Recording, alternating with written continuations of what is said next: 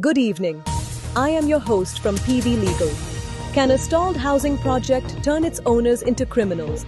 On the 31st of July, the Supreme Court said no and used the occasion to revisit one of its most cited judgments on criminal law. The case is G. Saminathan and Another versus the State, decided by Justice B. V. Nagaratna and Justice Ujjal Bhuyan. It arose from a joint development agreement in Chennai, where a landowning couple partnered with a builder to construct residential flats. When the project collapsed, the builder's director accused the owners of cheating and breach of trust. Here's what happened. The owners signed the agreement in 2012 and received a refundable security deposit of 3 crore rupees.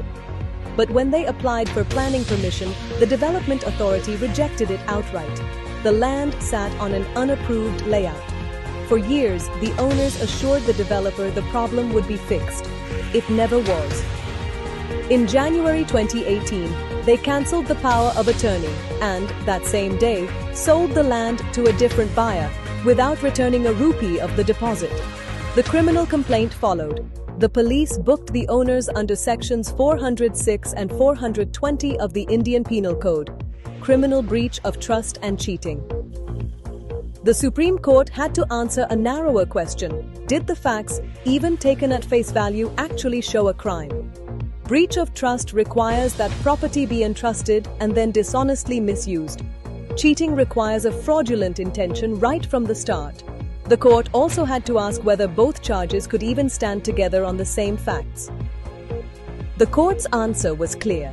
The security deposit was payment under a contract, not property entrusted in the legal sense. And neither the complaint nor the charge sheet explained how it was misused. On cheating, the court repeated a principle it has held for decades. Failing to keep a promise later does not prove dishonest intent at the start, relying on its recent ruling in the Delhi Race Club case. The bench held that cheating and breach of trust cannot both arise from the same facts, since one assumes lawful possession and the other assumes deception from day one. The court then revisited its landmark ruling in State of Haryana versus Bhajan Lal, holding that 4 of its categories for quashing a criminal case applied directly here. The FIR, the charge sheet, and the criminal case were all quashed. Here's the practical lesson.